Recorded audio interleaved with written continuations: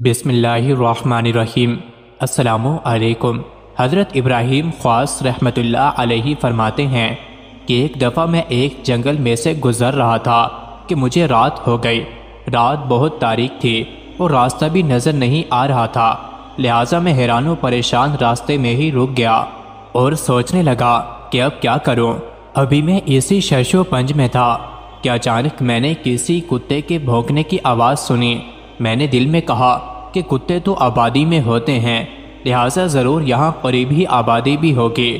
یہ سوچ کر میں اس آواز کی طرف چل پڑا۔ ابھی میں چند ہی قدم چلا تھا کہ اچانک کسی جن نے میرے منہ پر ایک زوردار تماچا رسید کر دیا۔ میں درد کی شدت سے وہیں بیٹھ کر رونے لگا۔ پھر اس تکلیف کی حالت میں نے اللہ کی بارگاہ میں شکایت کی اور کہا کہ اے اللہ، کیا تیری حفظ و امان میں چلنے والوں کا یہی حشر ہوتا ہے جو میرے ساتھ ہوا ہے؟ تھوڑی دیر کے بعد میں نے ایک آدمی کو اپنی طرف آتے ہوئے محسوس کیا۔ جب وہ میرے قریب آیا تو بڑے غور سے دیکھنے کے بعد مجھے پتہ چلا کہ اس نے ہاتھ میں کسی جن کا سر پکڑا ہوا ہے۔ اس نے وہ سر میرے سامنے لا کر پھینک دیا اور چلا گیا۔ میں حیران و پریشان اس سر کو دیکھ ہی رہا تھا کہ آسمان سے کوئی غیبی آواز آئی کہ اے ابراہیم، جب تک تو رب کی امان میں تھا تو معزز و مکرم تھا، اور جب تو نے اس کتے کی آواز پر بھروسہ کیا اور اس کے پیچھے چل پڑا تو اللہ تعالیٰ نے تمہیں اس پر عتاب فرمایا، اور پھر جب تو نے اس عتاب کی شکایت اپنے رب سے کی تو اللہ تعالیٰ نے اس جن کا سر تیرے سامنے پھینکوا دیا جس نے تجھے تمانچہ مارا تھا۔ علامہ بدر الدین شبلی رحمۃ اللہ علیہ فرماتے ہیں کہ ہم سے قاضی جلال الدین احمد نے بیان کیا کہ ایک مرتبہ میرے والد نے اپنے بیوی بچے مشرق سے لانے کے لیے مجھے سفر پر روانہ کیا۔ جب میں نے بیرا کو پار کیا تو بارش نے ہمیں ایک غار میں پناہ لینے اور نیند کرنے پر مجبور کر دیا۔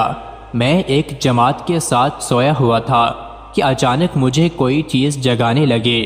جب میں بیدار ہوا تو میرے سامنے درمیانہ قد کی ایک عورت کھڑی تھی جو کہ ایک جنیہ تھی، جس کی ایک ہی آنکھ تھی جو لمبائی میں پھٹی ہوئی تھی۔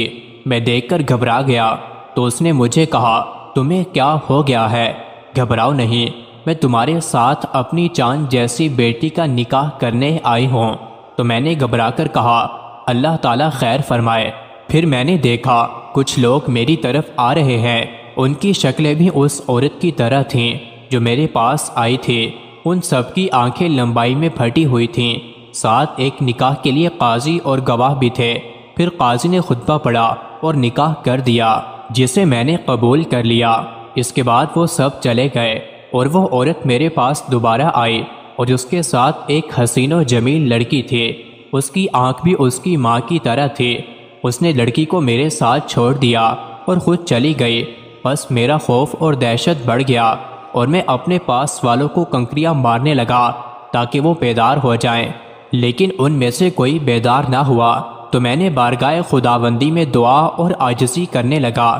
پھر کوچ کا وقت آ گیا اور ہم چل پڑے، لیکن وہ لڑکی مجھے چھوڑ نہیں رہی تھی۔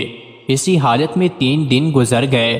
جب چوتھا دن ہوا تو وہ عورت میرے پاس آئی جو پہلے آئی تھی اور کہنے لگی، شاید تمہیں یہ لڑکی پسند نہیں ہے اور تم اس سے جدا ہونا چاہتے ہو۔ میں نے کہا ہاں، اللہ کی قسم۔ اس نے کہا پھر تم اس کو طلاق دے دو۔ چنانچہ میں نے اس کو طلاق دے دی تو وہ چلی گئی۔ اس کے بعد میں نے اس کو کبھی نہیں دیکھا۔ مزید ایسی ہی ویڈیوز کے لیے چینل کو ضرور سبسکرائب کریں۔